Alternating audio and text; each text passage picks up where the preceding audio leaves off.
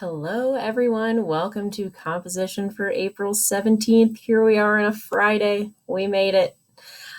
So if you don't already have your classwork document open for today, please go ahead and open that April 17th classwork document. Okay, I'm going to assume you have it open now. So here we go.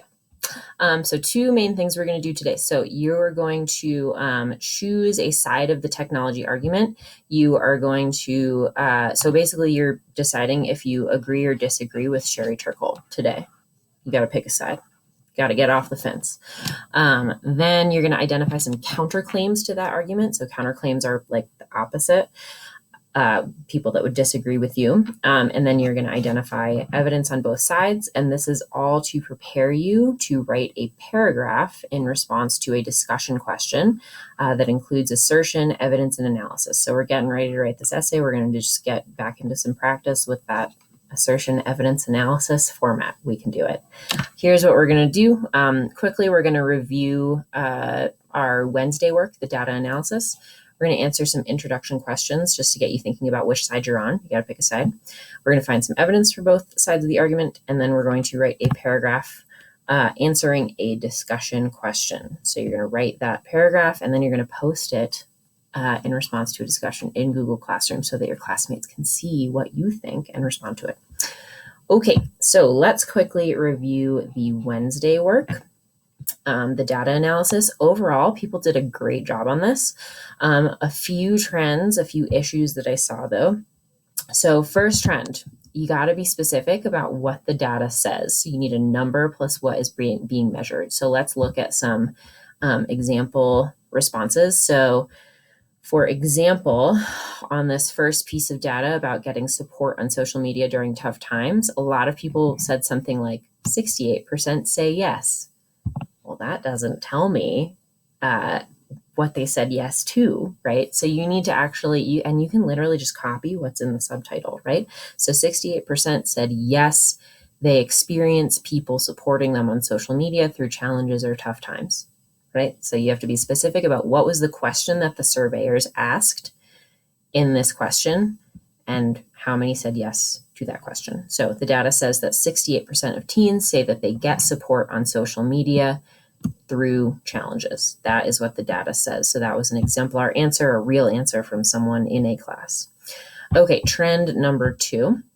We had issues with some grammar things. Let's get back into some grammar, guys. So first thing, so if you start a sentence with a dependent clause, so since is an awubis word. Other examples of awubis words are although, because, if, so that. So if you're starting a sentence with one of those awubis words, that means you have a dependent clause, right? This part of the sentence cannot stand alone on its own. You need a comma after that first part of the sentence, okay? So since many teens use social media all the time, comma, pause, they get support through it, okay? Second trend was incorrect use of thamos. We had a lot of run-on sentences with these thamo words. So therefore, right, that's a transition word, a thamo word, and it's a cause and effect one. It's one I told you to use. So if you're using it this way, you need to put a semicolon before it because you have two independent clauses. So teens use social media all the time. That's an independent clause that can stand alone as its own sentence. Therefore, they get support through it. Right, so we need that semicolon acts just like a period, putting together those two complete thoughts that can stand together. Okay, so an example of that is, so an incorrect example would be with social media, you can hide behind a screen, comma, as a result, people tend to be less authentic. This is a run-on sentence because we have two complete thoughts connected with just a comma. That's a run-on sentence. Correct example is putting a semicolon there. With social media, you can hide behind a screen. It's an independent clause. As a result, people tend to be less authentic. Another independent clause. Need that semicolon. Okay, trend number 3 was people had some issues figuring out what the data had to do with Sherry Turkle's argument. So basically, she thinks that social media is bad. That's like a very broad way of putting it, but she's anti-social media, right? She thinks it makes us lonely, or she thinks it's bad for relationships. So if the data said something positive about social media, that means it does not support her argument. So there were some examples of data that could support both sides. So this data, for example, said most people think that social media makes people be less authentic. That's bad. So that supports her argument. However, it also allows them to show a different side of their personality. That's good. So that doesn't support her argument, right? So this was an exemplar response to that piece of data. And I am going to put this document up in Google Classroom. So if you are revising your work, you can use this as a reference, not to copy. You can use it to help you, okay? So if you're not happy with your score, revise your work. Pop into my office hours if you need help. Okay, we're going to move on to part 1, introduction questions for April 17th. So I'm just going to get out of that April 15th document. We are on to today. So part 1, introduction questions. So just as a reminder, Sherry Turkle thinks that relentless connection, so technology, social media, leads to new solitude, makes people lonely, right? That's basically her argument. So you at this point need to pick a side, okay? So there are 3 questions you're going to answer. Are you going to defend, agree with, or challenge, disagree with her point of view? So are you going to say, yes, I agree with Sherry Turkle, that technology makes us lonely? Or are you going to say, no, I disagree with her. I don't think she's right about this. And then you're going to name what is the most important reason for your point of view. So as an example, if I were responding to this prompt about Mr. Patel thinking that flip-flops are the best possible shoe, and he gets to wear flip-flops every day of his life now, I would challenge Mr. Patel's argument, and I would give a reason. My most important reason is that flip-flops are not practical for many activities and environments. Then the question is, what is one major counterclaim to your argument? So a counterclaim is the opposite, right? What would someone argue on the opposite? So basically, what would Mr. Patel argue because I'm disagreeing with him? So his argument, his counterclaim would be that flip-flops are very comfortable, right? So then the last question, why do you think that counterclaim is wrong? So I'm going to acknowledge that counterclaim first in my answer. So I'm going to say, although flip-flops are comfortable, right? I'm saying, yeah, I get it. They're comfortable. Fine, whatever. But then I'm responding directly to that. So although they are comfortable, there are many comfortable shoes that are also appropriate for activities like hiking and running, while flip-flops are only okay for walking. So I'm responding directly to that counterclaim using that dependent clause as the first part of my sentence with a comma after it.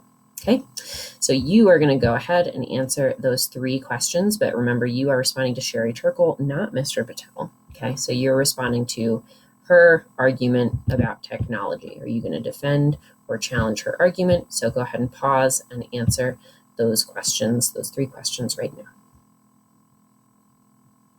Okay, we're back. Finding evidence, part 2.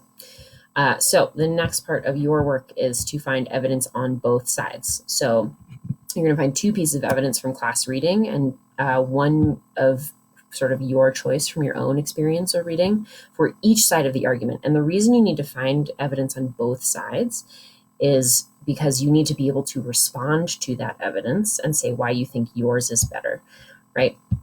So on the defend side, that supports the argument. So if I'm still continuing with this flip-flop example, many office dress codes now say that flip-flops are acceptable office footwear, so that supports his argument.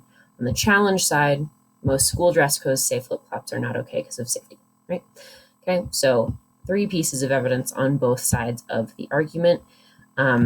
These are the sources that you can use to find evidence, and then your own reading observation or experience, you got to be specific, okay? So it's not just like people do this on social media sometimes. Like, give me a specific example, right? So like a real current event, a specific experience that you had, trends, celebrities, online personalities, whatever. It's just got to be specific, okay?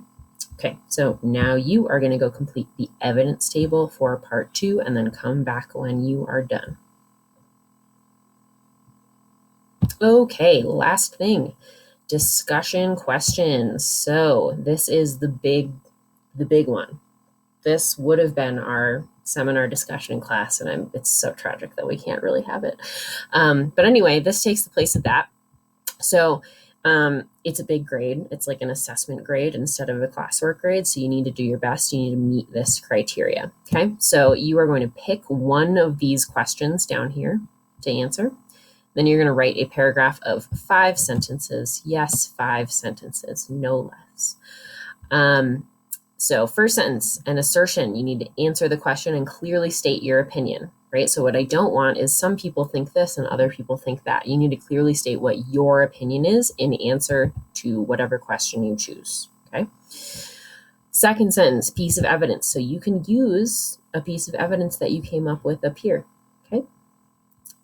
And then it doesn't have to be a direct quote either. It can just be an idea from a source, or it can be from your own reading or experience. Just got a piece of evidence. And then finally, 3 sentences of analysis. So this should be similar to the data analysis that you did on Wednesday. So these are some questions that you can answer in your analysis. All right. So possible future effects. So right, that vocabulary, implications, possible future effects of the evidence or inferences you can make about your evidence. Why is this important? What does it show about how we use technology? Why does it support your argument? And then finally, because we need to practice this grammar, as I learned when I was reviewing your work, you need to include one of each of these. So a complex sentence starting with that alubis word, right? So here's an example. Although flip-flops are comfortable, they're not practical for many situations. And then at least one sentence with a thamo. So however, therefore, as a result, consequently. I'll put up a list of these in the document so that you know what you need to do. But you need to have at least one of each of these types of sentences using these words. Okay, so once you are done with that model paragraph, and I did write an example for you here in the slides, so if you need to reference that, go ahead. You are not writing about flip-flops, obviously, you are writing about technology. But once you've written your paragraph in that document, you are then going to copy and paste it into the discussion in Google Classroom so that your peers can read your ideas, and then we're going to respond to them next week. Okay. All right. I think that should do it. Have a wonderful weekend. Please pop into my office hours this afternoon if you need help with anything, or if you just want to say hi, that's fine. Love to see your faces. All right. Have a wonderful rest of your day.